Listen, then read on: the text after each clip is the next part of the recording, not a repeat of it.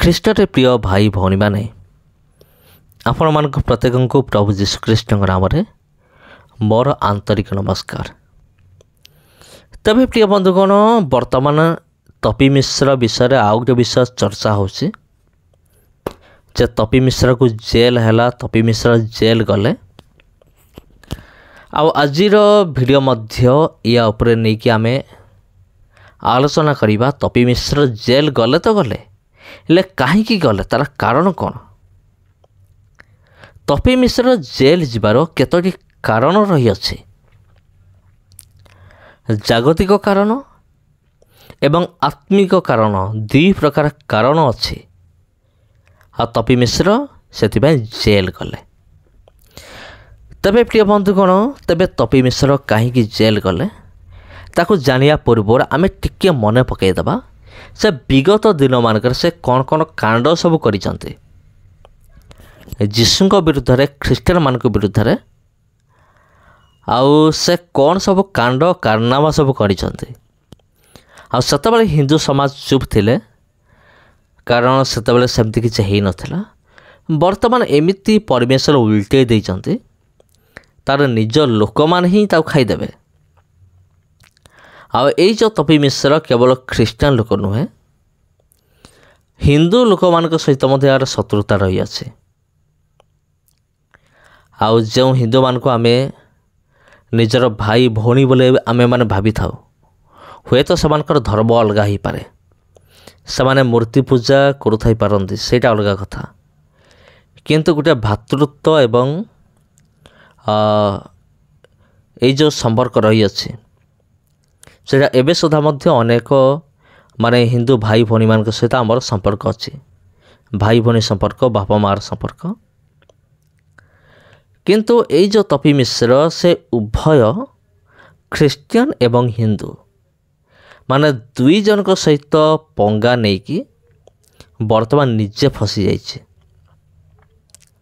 ଆପଣମାନେ ଜାଣିଥିବେ ଯେ ବିଗତ ଦିନମାନଙ୍କରେ ତପି ମିଶ୍ର କିଭଳି ଭାବରେ ପ୍ରଭୁ ଯୀଶୁଖ୍ରୀଷ୍ଟଙ୍କର ନାମକୁ ସେ ନିନ୍ଦା କଲା। ଆଉ ପ୍ରଭୁ ଯୀଶୁଖ୍ରୀଷ୍ଟଙ୍କର ନାମକୁ ନେଇକି, ବାଇବେଲକୁ ନେଇକି ଅନେକ ଭୁଲ ତଥ୍ୟ ଗୁଡ଼ିକ ଦେଇଥିଲା। ସେତେବେଳେ ଖ୍ରୀଷ୍ଟିଆନ ସମାଜ ପୁରା ଚୁପଚାପ ଥିଲେ, କାରଣ ସେମାନେ ଜାଣିଥିଲେ ଯଦି ଆମେ ନୀରବ ରହିବୁ ତେବେ ପରିବେଶର କାର୍ଯ୍ୟ କରିବେ, ଯେଉଁଟାକି ଏବେ ସଫଳ ହେଲା। ଆଉ ଯେତେବେଳେ ଆମର ଖ୍ରୀଷ୍ଟିଆନ ଲୋକମାନେ ନୀରବ ରହିଲେ, ସେତେବେଳେ ତପି ମିଶ୍ର ଭାବିଲା ଯେ ମୋର କେହି କିଛି କରିପାରିବେ ନାହିଁ। ଦେଖ, ମୁଁ ଯେତେ ଏମାନଙ୍କ ବିରୁଦ୍ଧରେ କହିଲେ ମଧ୍ୟ ଏମାନେ ସବୁ ନୀରବ ରହିଛନ୍ତି, ଆଉ କିଛି ମୋ ବିରୁଦ୍ଧରେ ଆକ୍ସନ୍ ନେଉନାହାନ୍ତି। ତେଣୁ ମୋର ମନ ଇଚ୍ଛା ମୁଁ ସବୁ କରିଦେବି। ଖ୍ରୀଷ୍ଟିଆନ ଲୋକମାନେ ସିନା ନୀରବ ରହିଲେ, ଖ୍ରୀଷ୍ଟିଆନ ଲୋକମାନେ ସେମାନେ ସିନା ସାଇଲେଣ୍ଟ ହେଲେ, ଆଉ ସେମାନେ ଶତ୍ରୁତା ସୃଷ୍ଟି କଲେ ନାହିଁ, ଦଙ୍ଗା ସୃଷ୍ଟି କଲେ ନାହିଁ। କିନ୍ତୁ ହିନ୍ଦୁମାନେ ଛାଡ଼ିବେ କି? ବର୍ତ୍ତମାନ ସେ କ'ଣ କରିଛି, ତପି ମିଶ୍ର ଗୋଟେ ଗୀତକୁ ସେ କପି କରିଦେଇଛି।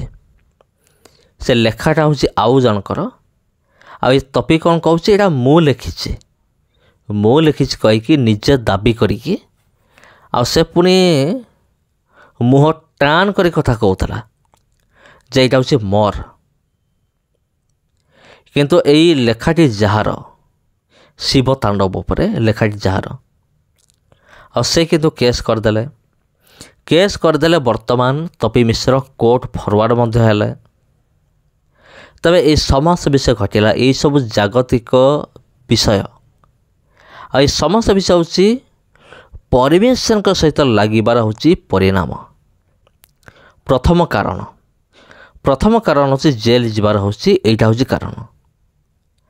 ଆଉ ଦ୍ୱିତୀୟ କାରଣ କ'ଣ? ଦ୍ୱିତୀୟ କାରଣ ହେଉଛି ସେ ଯେଉଁ ଭାବରେ ଭାଷା ଗୁଡ଼ିକ ୟୁଜ୍ କରିଛନ୍ତି ମିଡ଼ିଆରେ, ସୋସିଆଲ ମିଡ଼ିଆରେ,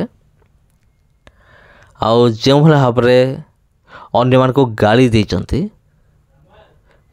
ତାପରେ ଯେଉଁଭଳି ଭାବରେ ସେ ଗାଳି ଦେଇଛନ୍ତି, ବର୍ତ୍ତମାନ କ'ଣ ହେଇଛି ନା, ତା'ର ନିଜ ଲୋକମାନେ ହିଁ ତା ବିରୁଦ୍ଧରେ ଉଠିଛନ୍ତି। ଅନେକ ଆମର ହିନ୍ଦୁ ଭାଇମାନେ, ଆଉ ସେମାନେ ବି ୟୁଟ୍ୟୁବ୍ କରିଛନ୍ତି, यूट्यूब रे से प्रचार करती तपी मिश्र कौन भूल कला से प्रचार करती। ये तपी मिश्र कौन ना समान विरुद्ध रे भी अनेक कथा कही आउ थाना वालों आगे नाली आखि देखी कौन जे मु हूँ बाघ। तबे प्रिय बंधुगण एमिती लोक मान आपण कौन संदेश देवे कमेंट बॉक्स रे आपण जनइबे जे तपी मिश्र एमिती गुटे गुटे काम से कर देइछि। तबे प्रिय बंधुगण आगामी दिन मानकर आउ गोटे भिडियो आसुची आसंता काली। तपी मिश्र गोटे भाई अच्छे सान भाई माने तपी मिश्र पर ये बाहरी माने ख्रीष्टियानिटी को बदनाम करिया निमंते आउ जीशुଙ୍କ विरुद्ध ख्रीष्टियान मान विरुद्ध कथा कहवा निमंते तापर ता सान भाई बाहरी आ परवर्ती भिडियोटा ता उपरे हेबो ताको मध्य टिके धुईदेवा बिना साबुन रे बिना सर्फ रे।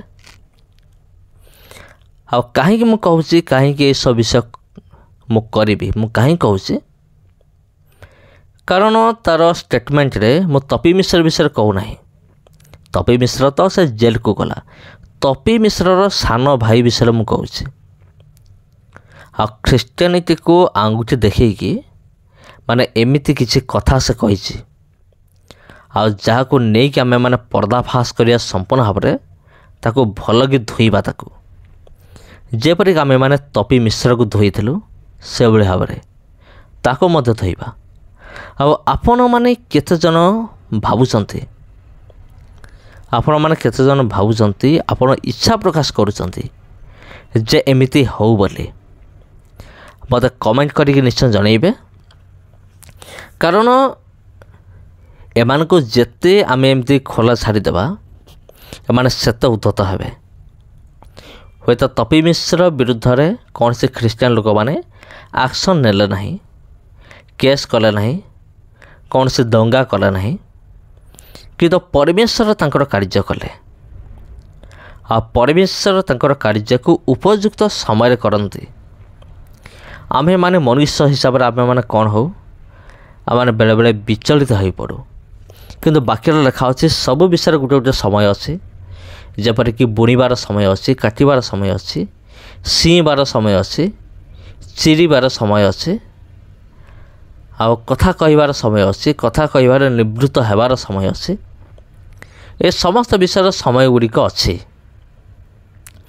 तबे प्रिय बंधुगण ख्रीष्टर प्रिय भाई एवं भणी माने आउ परवर्ती भिडियो रे निश्चित भाव में आसीबो इंटरेस्टिंग विषय सब। तबे वर्तमान आम ये रखा तपी मिश्र विषय में आपण कौन भावुंट कमेंट करके जनइबे। धन्यवाद।